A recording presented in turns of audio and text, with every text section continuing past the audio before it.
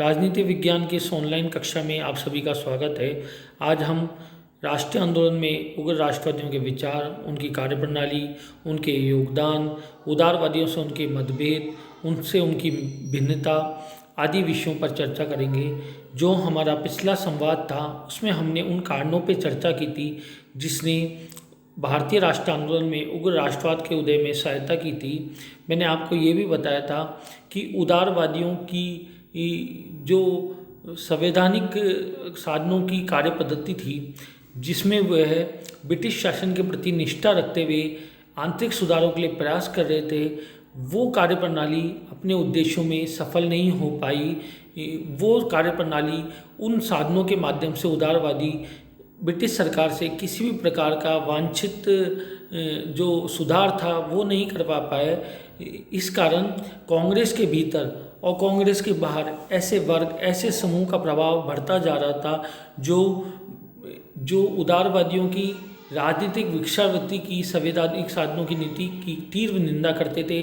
उनका मानना था कि संवैधानिक साधनों के माध्यम से ब्रिटिश सरकार से वांछित उद्देश्यों की प्राप्ति नहीं की जा सकती, बल्कि ये व्यवहारिक है। जन आंदोलन, निष्क्रिय प्रतिरोध, बहिष्कार, स्वदेशी आदि साधनों के माध्यम से ही ब्रिटिश सरकार से भारत की स्वायत्तता या स्वतंत्रता या स्वराज्य के लक्ष्य को प्राप्त किया जा सकता है। तो कांग्रेस में ऐसे वर्ग का प्रभाव बढ़ रहा था। दूसरी ओर अभी भी ऐसे उदारवादी थे जो ब्रिटिश राष्ट्र की न्यायप्रियता या न्याय भावना में अभी भी यकीन रखते थे और अभी भी उनको अपने संवैधानिक साधनों की प्रभावदायिता में विश्वास था। इस कारण उदारवादी और उग्रवादियों का कांग्रेस के भीतर ही सत्ता संघर्ष प्रारंभ हो गया और ये 1905 के बनारस अधिवेशन में प्रबलता से उभरा। 1905 के बनारस अधिवेशन में दादा भाई नौरोजी के प्रयासों के कारण कांग्रेस का विभाजन टल गया, पर 1907 में कांग्रेस के जो सूरत अधिवेशन हुए उसमें उदारवादी और उग्रवादियों के बीच जो कार्यप्रणाली और जो राजनीतिक उद्देश्यों को लेकर मतभेद था वो इतना तीव्रता से उभरा कि कांग्रेस दो वर्गों में बढ़ गई, जिसे उदारवादी कांग्रेस और उग्रवादी कांग्रेस कहा जाता है। उग्र राष्ट्रवादियों की राजनीतिक विचारधारा और साधन की जहाँ तक बात है तो हम ये कह सकते हैं कि उग्र राष्ट्रवादियों की राजनीतिक विचारधारा उदारवादियों से नितांत भिन्न थी और बहुत हद तक विपरीत थी, क्योंकि जहाँ उदारवादी समझते थे कि ब्रिटिश एक न्यायप्रिय जाति है, भारत का हित ब्रिटेन के शासन के अंतर्गत ही है, ब्रिटिश साम्राज्य स्वयं भारत के हित में है, लेकिन उग्रवादी ऐसा नहीं समझते थे। उनका मानना था कि ब्रिटेन या ब्रिटिश सरकार एक साम्राज्यवादी शक्ति है, इस कारण उसके और भारतीय जनों के हित नितांत विरोधी है। ब्रिटिश साम्राज्य के साथ हम चाहे कितना ही सहयोग करें, पर वो कभी भी हमें भारतीयों के कल्याण के लिए कार्य नहीं कर सकती या ब्रिटिश शासन के अंतर्गत हमारा कल्याण नहीं हो सकता। इसी कारण विपिन चंद्र पाल ने कहा है कि ब्रिटेन के आर्थिक दृष्टि से ये आवश्यक था कि भारत पर उनका नियंत्रण बना रहे। उग्र राष्ट्रवादियों को उदारवादियों की तरह ब्रिटिश राज की न्यायप्रियता में विश्वास नहीं था। जहाँ एक और दादा भाई नौरोजी, गोखले जैसे उदारवादियों का विचार था कि जैसे ही ब्रिटिश से अंग्रेजों को लगेगा कि ये उचित है, वो भारतीय जनता की मांगों को स्वीकार लेंगे। लेकिन इसके विपरीत लाला लाजपत राय, बाल गंगाधर तिलक और विपिन चंद्र पाल जैसे विचारकों का मानना था कि अंग्रेज व्यापारियों का राष्ट्र है और वो केवल दबाव आंदोलन की नीति ही समझता है। तो पहला तो हो गया इनकी विचार और उद्देश्य में अंतर। विचार में अंतर ये हुआ कि जहाँ वो ब्रिटिश साम्राज्य को भारत के हित में समझते थे, वहीं उग्रवादी ब्रिटिश हित और भारतीय हित को नितांत विरोध समझते थे। इसके अलावा एक राजनीतिक लक्ष्य में भी अंतर था। उदारवादी ब्रिटिश शासन की समाप्ति के पक्ष में नहीं थे, बल्कि ब्रिटिश शासन के अंतर्गत ही आंतरिक सुधार एवं क्रमिक सुधार के पक्षधर थे, जैसे नौकरियों में अधिक से अधिक भारतीयों को प्रवेश देना, विधायी परिषदों का विस्तार और सुधार, भारतीयों को मताधिकार बड़ी संख्या में देना, स्थानीय स्वशासन की संस्थाओं की स्थापना करना, भारत का आर्थिक, सामाजिक, राजनीतिक विकास करना, भारतीय लोगों को अधिकार देना, शैक्षणिक विकास करना आदि आदि। लेकिन इसके विपरीत उग्रवादियों का मानना था कि ब्रिटिश शासन में सुधार की कोई संभावना ही नहीं है, इसका तो पूर्ण रूपेण अंत ही करना चाहिए। ये लोग औपनिवेशिक स्वराज में विश्वास नहीं रखते थे। आप मेरी बात को दोबारा सुनो, जहाँ उदारवादी औपनिवेशिक स्वराज में विश्वास करते थे, वहीं उग्रवादी पूर्ण स्वराज में के पक्ष में थे। आप बाल गंगाधर तिलक की उस फेमस, आपने वो लाइन तो कई बार सुनी है, पंक्ति नारा कि freedom is my birth right and I shall have it, स्वतंत्रता मेरा जन्मसिद्ध अधिकार है और मैं उसे प्राप्त करके रहूँगा। तो हमने उदारवादियों और उग्रवादियों के बीच हमें ये पता लगा कि 1907 में विभाजन हो गया और इनके राजनीतिक लक्ष्य और विचार को लेकर दो प्रमुख मतभेद थे। जहां उदारवादी औपनिवेशिक स्वराज के पक्ष में थे, वहीं उग्रवादी ब्रिटिश शासन से पूर्ण संबंध समाप्त करने के पक्ष में थे। उदारवादी अभी भी संवैधानिक साधनों की नीति पर कायम थे, ब्रिटिश या अंग्रेजों को न्यायप्रिय समझते थे, जबकि जहाँ तक उग्रवादी है वो ब्रिटिश लोगों को एक साम्राज्यवादी शक्ति मानते थे और उनके शासन के अंतर्गत भारत का हित नहीं देखते थे। इसके अलावा एक जो अंतर है उसके बारे में हम आगे पढ़ेंगे। जहाँ तक उग्रवादियों के साधन है, तो उग्रवादियों सबसे बड़ी बात है कि जो यहाँ उदारवादियों की जो राजनीति थी वो एक ड्राइंग रूम पॉलिटिक्स थी। कुछ लोग, सालाना एक जलसा होता था, कांग्रेस का सम्मेलन होता, कुछ लोग मिलते थे, मांग पत्र तैयार करते थे, याचना पत्र तैयार करते थे, अंग्रेजी सरकार या अधिकारियों से मिलते थे, प्रतिनिधि मंडल के माध्यम से उन्हें दे देते, यानी उनका ड्राइंग रूम पॉलिटिक्स थी। इसके विपरीत उग्रवादियों ने भारतीय राष्ट्र आंदोलन को जन आंदोलन में बदलने में प्रयास किया, जन आंदोलन के रूप में परिवर्तित करने में सफलता पाई। उग्रवादी उदारवादियों की जो संवैधानिक साधनों की नीति थी जिसकी आलोचना करते हुए वो उन्हें राजनीतिक भिक्षावृत्ति कहते थे, राजनीतिक भिक्षावृत्ति कहते थे। उनका कहना था कि भाई इस राजनीतिक भिक्षावृत्ति से, इस प्रार्थनाओं से, स्मृति पत्रों से, प्रतिनिधि मंडल से हम वांछित लक्ष्य किंचित भी प्राप्त नहीं कर सकते, बल्कि राजनीतिक भिक्षावृत्ति तो अपने आप में एक कलंक है। लाला लाजपत राय ने तो कहा है कि एक अंग्रेज सबसे अधिक घृणा व्यापारी से करता है, और मेरा विचार है कि व्यापारी है भी इस योग की उससे घृणा किया जाए। इसलिए हमारा कर्तव्य है कि अंग्रेजों को हम दिखा दें, यानी हम भिखारी नहीं। मतलब ये आधुनिक लोकतंत्र की इस धारणा में विश्वास करते थे कि मनुष्य स्वतंत्र होता है, स्वतंत्रता हर व्यक्ति का जन्मसिद्ध अधिकार है। हमें स्वतंत्रता मांगने की चीज़ नहीं है, स्वतंत्रता प्राप्त करने की या छीनने की या लेने की है। हम याचक की दृष्टि में नहीं है, ये हमारा अधिकार है, ये हमारा राष्ट्र है और स्वशासन हमारा अधिकार है।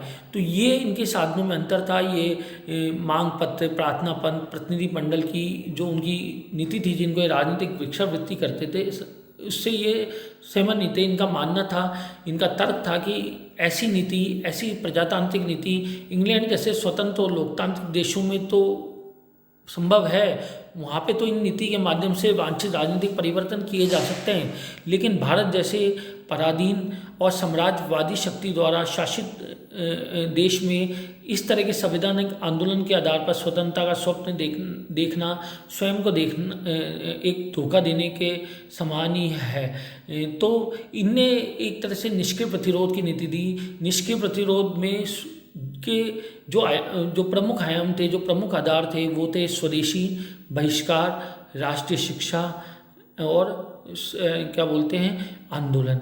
इनके ये लोग जिस प्रकार उदारवादी अपने लक्ष्य की प्राप्ति के लिए प्रार्थनाएं, स्मृति पत्र, प्रतिनिधिमंडल थे, उसी तरह ये निष्क्रिय प्रतिरोध के अंतर्गत उग्र राष्ट्रवादी अपने निष्क्रिय प्रतिरोध के अंतर्गत जो प्रमुख साधनों को, जिन प्रमुख साधनों को ये बल देते थे वो थे बहिष्कार, स्वदेशी, शिक्षा। इनमें से भी बहिष्कार सबसे प्रमुख था और इस स्वदेशी के विचार से जुड़ा होता है, यानी विदेशी वस्तुओं का बहिष्कार करें, विदेशियों के साथ यानी विदेशी सरकार के साथ ऐशो करें, उनकी नौकरियां, उनके प्रतिष्ठान, उनकी उपाधि, उनका बहिष्कार करें, विदेशी वस्तुओं का बहिष्कार करें, विदेशी शासन का बहिष्कार करें। क्योंकि इनका मानना था, मैंने आपको पहले भी ये मानते थे कि अंग्रेज का भारत को उपनिवेश बनाने का प्रमुख उद्देश्य अपने व्यापारिक हित थे। यदि उनके सामान का बहिष्कार किया और स्वदेशी वस्तुओं का प्रयोग करें तो उनके व्यापारिक हितों को घाटा होगा और अंग्रेज जैसी व्यापारिक जाति को हम उनके व्यापारिक हितों में की हानि पहुंचाकर ही अपने उद्देश्य को करते थे। फिर इन्हें स्वदेशी को प्रश्रय दिया, जिसे कालांतर में महात्मा गांधी ने अपनाया कि स्वदेशी वस्तुओं का प्रयोग करो। इसके अलावा इनका जो एक प्रमुख था वो था राष्ट्रीय शिक्षा, यानी पाश्चात्य शिक्षा के स्थान पर ऐसी शिक्षा प्रणाली हो जहाँ पर भारतीय सभ्यता, संस्कृति और सांस्कृतिक नवजागरण के अनुरूप शिक्षा दी जाए, जो देशवासियों को जनजागृत करके एक आंदोलन के रूप में संगठित कर सके। इसी उद्देश्य से तिलक ने दक्षिण शिक्षा समाज बनाई थी। शिक्षा के प्रति जो इनके विचार थे कि भाई शिक्षा, राष्ट्रीय शिक्षण संस्थाओं की, बड़े पैमाने पर इन लोगों ने राष्ट्रीय शिक्षण संस्थाओं की स्थापना की जहाँ पे भारतीय सभ्यता और संस्कृति के आधार पर शिक्षा दी जाती थी। वो स्थापना के पीछे भी उदारवादियों और उग्रवादियों के जो व्यक्तित्व थे, जो उनकी विचारधारा थी, वो उसका अंतर ही के कारण ही इनकी शिक्षा के बारे में भी अंतर था। जहाँ उदारवादी पाश्चात्य शिक्षा के पक्षधर थे, ये स्वदेशी राष्ट्रीय शिक्षा के पक्षधर थे, क्योंकि उदारवादी पाश्चात्य संस्कृति से प्रेरित थे, ये भारतीय धार्मिक और हिंदू धर्म संस्कृति नवजागरण के पक्षधर थे। इसी कारण ने ऐसी शिक्षा की ओर भारतीयों को प्रेरित किया जहां भारतीय मूल्य, संस्कृति का समावेश हो और राष्ट्रीयता की भावना को बल मिले।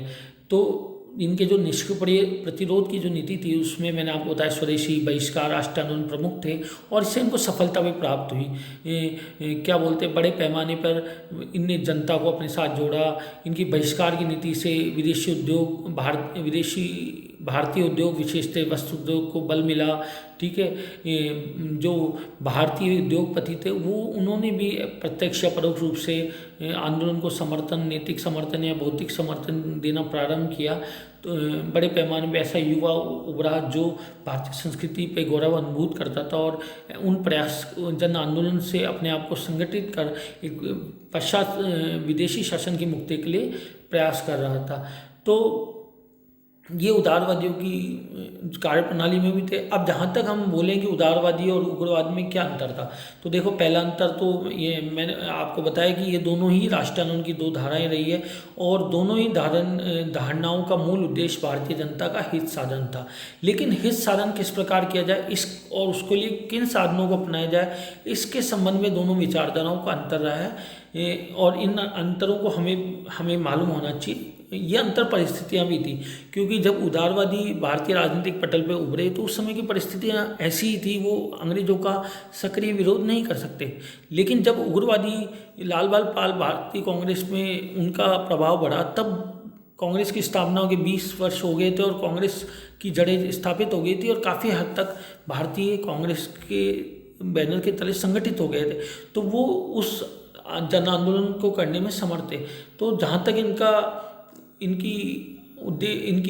इनमें जो अंतर है वो निम्नलिखित है कि दोनों का एक ही उद्देश्य था, स्वशासन की प्राप्ति। लेकिन स्वशासन की प्राप्ति का जो उद्देश्य था, इनके दोनों ने अर्थ अलग अलग लिए। उदारवादियों का स्वशासन था ब्रिटिश शासन के अंतर्गत स्वशासन, जिसमें क्रमिक राजनीतिक सुधारों के मार्ग पर पड़ते हुए ब्रिटिश शासन की छत्र छाया में संसदीय संस्थाओं की स्थापना की जाए, भारतीयों को अधिक नौकरी जाए, मताधिकार का विस्तार हो। इसके विपरीत उग्रवादी किसी भी रूप में ब्रिटिश शासन को बनाए रखने के विरुद्ध थे। उनकी स्वराज की धारणा में ब्रिटिश सम्राट के प्रति भक्ति का कोई स्थान नहीं था। वो ब्रिटेन से संबंध विच्छेद के पक्ष में थे। तो पहला अंतर हो गया स्वशासन। ये उदारवादी क्रमिक सुधार, ब्रिटिश शासन के अंतर्गत क्रमिक सुधार या स्वशासन की औपनिवेशिक स्वराज चाहते थे। वहीं उग्रवादी ब्रिटिश शासन से पूर्णतः संबंध विच्छेद के पक्ष में थे, पूर्ण स्वराज के पक्ष में थे। दूसरा अंतर है कि जो उदारवादी है वो अंग्रेजों की न्यायप्रियता में विश्वास रखते थे। उनका मानना था कि यदि अंग्रेज एक बार भारतीय दृष्टिकोण को समझ जाए तो वो भारतीय दृष्टिकोण या भारतीय मांगों को स्वीकार कर लेंगे। लेकिन इसके विपरीत उग्रवादी अंग्रेजी नेक नीति या उदारता में तनिक भी विश्वास नहीं करते थे। तो ये अंतर है। तीसरा इनके साधन में अंतर था। जैसे मैंने बोला कि जो उदारवादियों के साधन संवैधानिक साधन थे, प्रार्थना पत्र भेजना, स्मृति पत्र भेजना, भाषण देना, लेख लिखना, शिष्टमंडल, प्रतिनिधिमंडल, स्मृति पत्र आदि थे। लेकिन उग्रवादी इस तरीकों की प्रभावशीलता में विश्वास नहीं रखते थे और उन्हें अपने आत्मसम्मान के विरुद्ध मानकर इस पद्धति को राजनीतिक भिक्षावृत्ति कहते थे।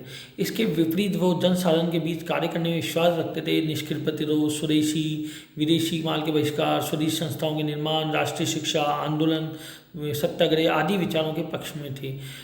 जहाँ तक अगला अंतर है, उदारवादियों का मानना था कि ब्रिटेन और भारत के हित में मूलभूत विरोध नहीं है। वे सोचते थे कि ब्रिटिश शासन के अंतर्गत ही ब्रिटेन का हित संभव है। इनका मानना, ये ब्रिटिश न्यायप्रियता, ब्रिटिश संस्कृति की श्रेष्ठता से प्रभावित है उदारवादी। इनका मानना है भाई हम ब्रिटेन के अधीन रहेंगे तो हमारा हित अपने आप हो जाएंगे। इसके विपरीत उग्रवादी का मानना था कि ब्रिटेन और भारत के हित एक दूसरे के नितांत विपरीत है।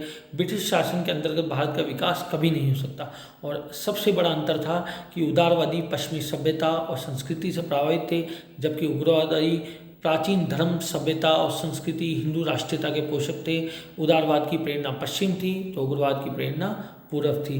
राष्ट्रीयता की इन दोनों धारणाओं के अंतर में ये भी बताया जा सकता है कि उदारवादी आराम कुर्सी यानी ड्राइंग रूम पॉलिटिक्स करते थे। उनने कभी जन आंदोलन की राजनीति नहीं की, कभी सड़कों पर उतर के लाठी नहीं खाई। गोखले जैसे कुछ नेताओं को छोड़ के वे देश के लिए त्याग सहने, कष्ट या जेल जाने के लिए तैयार नहीं थे। इसके विपरीत उग्रवादी देश के लिए त्याग करने, कष्ट सहने, लाठी खाने, जेल जाने, अपने प्राणों का निछावर करने के लिए तत्पर थे। उग्रवादी और उदारवादी राष्ट्रीय आंदोलन में अंतर को बताते हुए लाला लाजपत राय ने दिखाया कि उदारवादी ब्रिटिश शासन से अपील करते थे, जबकि उग्रवादी अपने देशवासियों, अपने ईश्वर से अपील करते थे। लेकिन फिर भी हम ये कहेंगे कि दोनों ही सच्चे देशभक्त थे। दोनों ने अपनी अपनी परिस्थितियों के अनुरूप कार्य किया। तो एक अगर उदारवादी प्रारंभिक वर्ष में कांग्रेस के संगठन को शुद्धता से स्थापित नहीं कर पाते तो उग्रवादी कभी अपने आंदोलन को, राष्ट्रीय आंदोलन को जन आंदोलन में परिवर्तित करने में सफल नहीं होते। जहाँ तक उग्र राष्ट्रवादियों के राष्ट्रीय आंदोलन में योगदान या उनके मूल्यांकन की बात है तो इस बात से इनकार नहीं किया जा सकता कि उग्रवाद के जन्म और विकास ने भारत में राष्ट्रीय आंदोलन पर बहुत प्रभाव डाला। सबसे बड़ा प्रभाव डाला कि राष्ट्रीय आंदोलन को एक वर्गीय आंदोलन से एक जन आंदोलन में बदल दिया।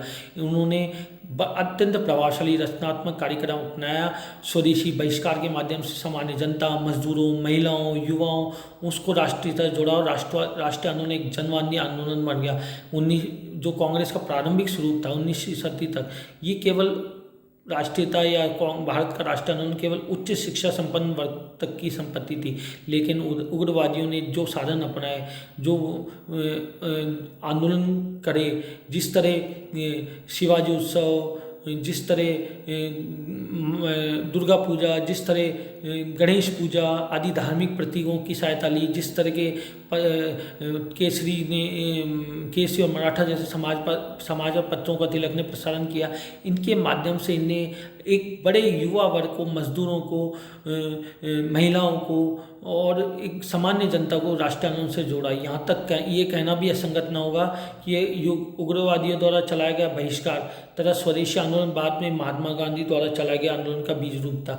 यदि तिलक के नेतृत्व में आंदोलन या सामान्य जनता को आंदोलन से नहीं जोड़ा जाता तो कभी भी महात्मा गांधी बड़े राष्ट्रीय आंदोलन चलाकर भारत को स्वतंत्र कराने में कामयाब नहीं हो पाए। महात्मा गांधी की सफलता काफ़ी हद तक तिलक के ऋणी थी। इनके द्वारा जो उग्रवादियों ने जो राष्ट्रीय शिक्षा प्रणाली की नीति अपनाई, उसने युवकों में राष्ट्रीयता की भावना का संचार किया। और 1909 में जो मालेमिंटो सुधार हुआ था वो भी काफ़ी हद तक उसमें भी उग्रवादियों का ही योगदान था। तो इस तरह उग्रवादियों का भारतीय राष्ट्रीय आंदोलन में एक महत्वपूर्ण योगदान था। मुझे लगता है कि ये टॉपिक आपको समझ में आया होगा। इससे संबंधित आपको कोई भी प्रश्न है तो आप व्हाट्सएप पे पूछ सकते हैं। जो हमारा अगला टॉपिक होगा उसमें हम किसी अन्य मुद्दे पर चर्चा करेंगे। धन्यवाद।